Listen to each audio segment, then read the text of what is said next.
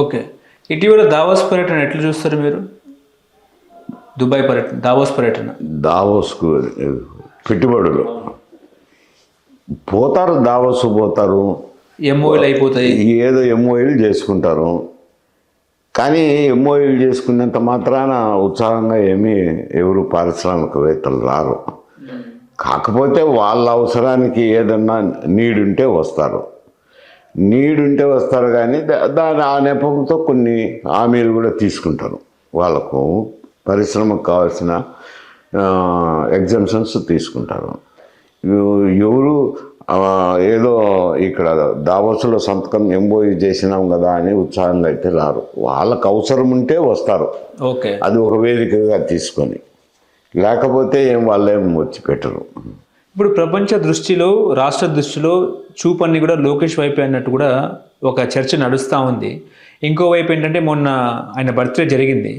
ఆయన బర్త్డే వేడుకల్లో ఇటు జనసేన, ఇటు కాంగ్రెస్, ఇటు టీడీపీ చాలామంది శుభాకాంక్షలు తెలిపిన నేపథ్యంలో సోషల్ మీడియాలో ఏంటంటే రేపు మాపు లోకేష్ గారి పట్టాభిషేకం అన్నట్టు కూడా మాట్లాడుతూ ఉన్నారు. సో మీరు ఎట్లా చూస్తారు సార్? నిజంగా లోకేష్ గారికి పట్టాభిషేకం అట్లా జరిగే అవకాశం ఉందా? ఆ ఛాన్సెస్ ఉన్నాయా? అంటే ఇప్పుడు తెలుగుదేశం పార్టీలో చంద్రబాబు నాయుడు తర్వాత ఆయనే నెంబర్ 2 స్థానంలో ఉన్నారులేండి, కాదని లేని సత్యం అది. సరే, చంద్రబాబు నాయుడు స్థానంలో ఉన్నప్పుడు నేచురల్గా ఆయన తర్వాత చీఫ్ మినిస్టర్ అనేది ఆశించుకుంటారు. ఎందుకంటే ఇటు వైఎస్ఆర్సీపీలో జగన్మోహన్ రెడ్డి తండ్రి గారు ముఖ్యమంత్రిగా ఉన్నారు కాబట్టి ఆయన పోయిన తర్వాత జగన్మోహన్ రెడ్డి కూడా ఆశించుకొని నడుస్తారు. తర్వాత రాజకీయ పరిణామాల వల్ల పార్టీ పెట్టడము, పార్టీ నెగ్గటము, అధికారంలోకి రావటం జరిగింది.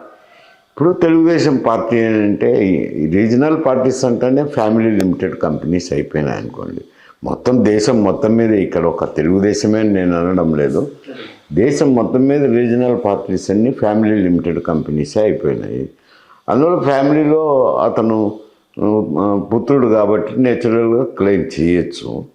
సరే, అధికారం మార్పిడి ఇప్పుడు జరుగుతుందా, తర్వాత ఎన్నికల తర్వాత జరుగుతుందా అనేది అది వారి కుటుంబానికి సంబంధించిన వ్యవహారం. దాంట్లో రాజకీయంగా ఆలోచన చేసి దానికి ఊహాగానాలు చెప్పేదానికి అవకాశం లేదు కదా. అంటే లోకేష్ ఎదుగుదల ఇటు పవన్ కళ్యాణ్పై ఎటువంటి ప్రభావం చూపుతుంది అనేది అంశం. అంటే పవన్ కళ్యాణ్కు సీట్లు తక్కువ ఉన్నాయి కదా, 30 సీట్లే ఉన్నాయి కదా.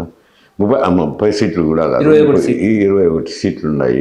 తీసుకునేది 30 సీట్లు తీసుకున్నాడు, 21 స్థానాల్లో గెలిచినాడు కాబట్టి 21 స్థానాలు ఉన్న వ్యక్తి ఆశించుకోలేదు కదా. అంటే ఎక్కడ కూడా రాజకీయాల్లో పూర్తి మెజారిటీ తెలుగుదేశానికే ఉంది. అయినా కానీ ఆయనకు గౌరవమైన స్థానం ఇచ్చి ఉప ముఖ్యమంత్రి చేసి ఆయనకు కావాల్సిన పోర్ట్ఫోలియో ఇవ్వటము, ఇవన్నీ చేసినారు కదా. ఓకే, ఇప్పుడు అమరావతిపై చంద్రబాబు నాయుడు భరోసా ఏంటంటారు? అసలు ఆయన పదే అమరావతి గురించే మాట్లాడుతూ ఉన్నారు. అసలు భరోసా ఏంటి అంటే ఏం చెప్తారు? భరోసా ఏముంది, రియల్ ఎస్టేటు సరే, అది వేరు సమస్య. రియల్ ఎస్టేట్ అనేది క్యాస్ట్ ఈక్వేషన్ కనపడుతున్నాడు అంతే. అమరావతిని పెట్టుకోవడంలో క్యాస్ట్ ఈక్వేషన్ కనపడుతుంది, అంతకు మించి ఏం కనపడదు కదా. ఎక్కడైనా ఆడ ల్యాండ్ పూలింగ్ అన్నీ, ల్యాండ్స్ అన్నీ రైతులు తీసుకోవాలా, రైతులు ఇష్టపూర్వకంగా ఇచ్చినారా లేదా అనేది అది వేరు సమస్య. రైతుల్లో కూడా నిరాశ నిస్పృహలు ఉన్నాయి కదా, గతంలో కూడా ఎక్స్ప్రెస్ చేసినారు కదా.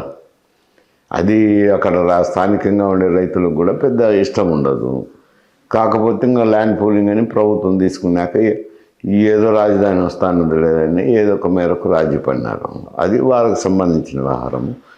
ఆడ కనపడేది క్యాస్ట్ ఈక్వేషన్స్ కనపడుతుంది. ఇప్పుడు రాజధాని విషయంలో చంద్రబాబుతో జగన్మోహన్ రెడ్డి పోటీ పడుతున్నారా, లేకపోతే జగన్మోహన్ రెడ్డితో చంద్రబాబు పోటీ పడుతున్నారా అనేది చర్చ. ఇప్పుడు బాబుతో జగన్ పోటీ పడుతున్నారా, లేకపోతే జగన్తో బాబు పోటీ పడుతున్నారా అంటే రాజధాని విషయంలో? ఇప్పుడు ఆయనే 3 రాజధానులు అన్నారు. లేదు అమరావతి రాజధాని అని ఇతను అంటున్నాడు. లేదు నేను వచ్చిన తర్వాత మళ్ళీ 3 రాజధాని అని అతను అంటున్నాడు.